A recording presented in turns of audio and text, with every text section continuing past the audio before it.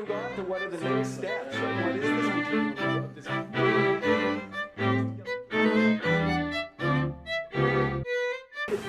Right? Well, and the whole thing's bigger than one or two people. Like, Well, that's right. because we we've had just lots touched of on people that made movements. Well, yeah, I mean, like I said, it wasn't an easy time to be an administrator of the school. Oh, I'm sure. It was, you know, you walk a fine line. More than anything, he was very, very, I want to say, obsessed with changing. And you don't see that very often in education. You don't see teachers, once they learn how to kind of survive in the classroom, a lot of people stay in that mode for a long period of time. And I'm not saying that teachers don't improve, but I saw somebody change their teaching from on the continuum from one place to the far end to the other place. So I really, I guess, appreciated that passion. The way it happened is in November in 2004. I remember the first article I read of cones, and for me it was quite revolutionary. The idea that you wouldn't grade. Again, I didn't start this thinking the answer was no grading, and no grading isn't the silver bullet for education improvement either, but I think it can be a part of it. But I read an article called "The Cost of Overemphasizing Achievement," and the funny thing was I remember I was at home about to grade the essays that the kids had written. I was teaching language arts and science at the same time to one group of grade 8 kids. So they were writing an essay about the particle model of matter and how it relates to just real life. And I was going to mark it, and then I read the article and I thought, I'm not going to mark this. But when I handed them back and said to everybody, I'm not going to grade this, what they did was they threw up their arms and said, what? You mean we did this for nothing? Mm-hmm. And they might have been using that as an argument to get me to maybe come around and grade it. But for me, it was just a reaffirmation that I can't grade this, because they weren't doing, many of them had thought that this grade was really going to be the reason why they did it. I made an active decision to get the grades out of the kids' faces. If we were going to do a cool project, we talked about the project, not what it was worth. When we were going to do a neat experiment, we talked about why the experiment, what we might learn from it, what might we not, and not what it was going to count for on the report card. And the biggest thing here is that I was taking the grades and getting them out of the kids' faces, and we were focusing on the learning. Right. This is the way for me to push the system within the boundaries, but still trying to make it better for the kids. Where I bring the kids in on the we talk about assessment of learning, assessment as learning, assessment for learning. When I bring the kids in on the process, I make assessment a part of their learning experience. And when I do this, I mean, you would be surprised, perhaps, how accurate the children can be. When I say to some people that I don't grade as a regular practice, they can't imagine school without it. And that bothers me, because it really does make me think that if people cannot imagine learning without grading, they've been in school for too long. Because learning doesn't need to be driven that way. Yeah. I had so much support in my school. I knew, like from Mona as an administrator, I felt very comfortable. But I was, how often was I in your office? Mm-hmm. Well, I think, through our journey together in this, him and I had many duke-out sessions in my office, where we had, and I believe that's where the debate should take place. And I believe that it's much better to debate and argue and be passionate about education and have different ideas than for everybody just to go around like robots and just do things like they did in 1962. Because there was a real environment of learning amongst the teachers, I felt. We would even, like, staff meetings would be full of this, but it didn't end there. Lunch, you came in and you could hear us talking about all sorts of things. Sometimes not work related, but other times we would be very into talking about our teaching on our own time. And that, I found support in that. In the hallways of the school, because of Joe's being radical, I guess what some people would call him, in his transformation of teaching, we had a lot of debate. We had staff talking, and we had people arguing, and we had all these things happening. I couldn't have been happier. You know, a teacher who might be in a different situation, one that might reflect more on what Mona mentioned, where everybody seems to just get along, you know. But you scratch the surface and you realize actually we're not all getting along. We're just not talking. We're just not collaborating. Honestly, that kind of an environment, I would imagine, would be a position that you would not feel so much support in. And I had to make sure from kind of a policy point of view that we were within the guidelines of what we are directed to do, right? But once you get in your classroom, every teacher has a huge amount of autonomy, whether they know it or not, whether you have to put a grade in your report card or not.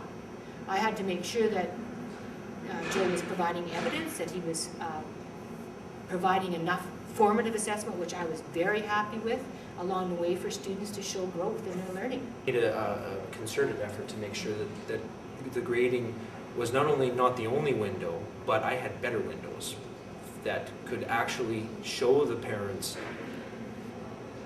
in a better way what their kids were really learning and what kind of person they were becoming. When I would listen in classrooms to teachers talking to parents, they would be talking about the mark. They would be saying, how did you get that average? How did you know? And they would actually be literally looking at the lines of the assignments, and this was worth this, and this, and they didn't have that. That completely changed, and Joe was part of that change, where people were actually talking about the learning. And I would hear conversations now with teachers talking about outcomes and whether or not the student had learned the concepts that they were teaching and what concepts they were teaching. So I think a much more enlightened view of how their child was doing. I've had the experience of working from a K through fourth year university, and that when kids come in kindergarten, they have an excitement and a real love of learning. I mean, the joy is unbelievable. When you see a kindergarten student learn something new, they're jumping up and down and they're like, wow, I just read that word. And somewhere along the line, and I don't think it's just age, we've killed that. That whatever it is that the system, you know, that window that the system does, you know, to yank that love of learning out of them, they're well down that road by the time they get to grades 6, 7, and 8. The kids that were at the higher end, that have, you know, learned the system. We're winners. They doubted the no grades thing more. They probably attacked it more, and their parents probably attacked it more. And as Joel pointed out to them, you know, what we've done is put a cap on their learning, because they've learned how to get to, usually 80% for some reason was that magic honors number. So people got there, as long as they get there, now they've learned what they need to learn. Yeah. The joy of learning was gone for them too. To have those high achievers, it's often that we have to make sure that there's the kids on the bottom so that the others can get to the top of the doggy pile, you know, to say that they've achieved. Yeah. And any system that says that we have to have as many losers as winners in order to define the winners, I have a problem with that. So I was really saying to those kids, I'm not there to judge you. I'm not there to compare you. Instead, I'm here to offer you an opportunity to learn. And the traditionally low achieving students to mid-range were more than happy for me to take away the emphasis on grading. And that would remain throughout their time with me. And some of them, and I'm thinking of one boy in particular who, bless his heart, said at the end of our time, Mr. Bauer, you know, what are you going to do to go and speak to my next teacher to make sure that they provide me with a similar situation?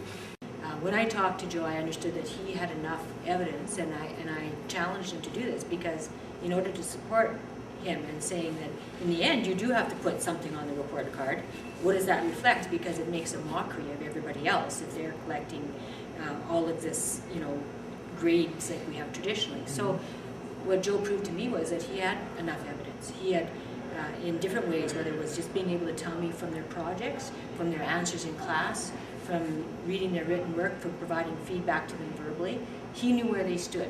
Right. Come report card time, they know exactly what they're going to get, because I've already done the self-reflection period, the piece where I bring the kids in on it. Because if you wanted to make a train wreck, abolish grading and then just spring the grades on the kids at the last minute on the report card, then that would be a great way to find yourself in hot water. I think the bottom line is what I said before. You have autonomy, more autonomy than you think as a teacher, about how you shape the learning that goes on in your classroom, and how you can free students so they have choices, they can feel confident, they can feel challenged at the right level, and that they can get to a different place in their learning. I do feel, I wish I was younger so that I could start halfway through again and have the maybe the energy to challenge the system a little bit more. It makes me sad that there can be mediocre, average teachers sitting there doing things that look very traditional, so they're never doubted or never challenged. And they're okay. And they're okay. Yeah. Yeah. But if you try something new or different or out there, you know, I guess that puts you out there, Yeah, right? it does, And people yeah. are going to be, and so systems are systems oriented. You know, that becomes a problem. Joe becomes a problem. Parents have gone to school just like we all went to school in the same traditional. We're fixated on grades. Where do we stand? How is my kid normal? You know, they want to know where they rank, and to try to get the focus off that was a big step for our whole school. And I believe that because of Joe's maybe more radical approach to it, it helped everybody take inch towards that better place as far as I'm concerned. I would go so far as to say, yeah, I am radical in that I want to go back to making sure that everything's about meeting the kids' needs and not so much about the system's needs. And if that means that I have to be a bit of a rebel in order to push and bend the system's needs to get the children's needs, then I'm okay with that.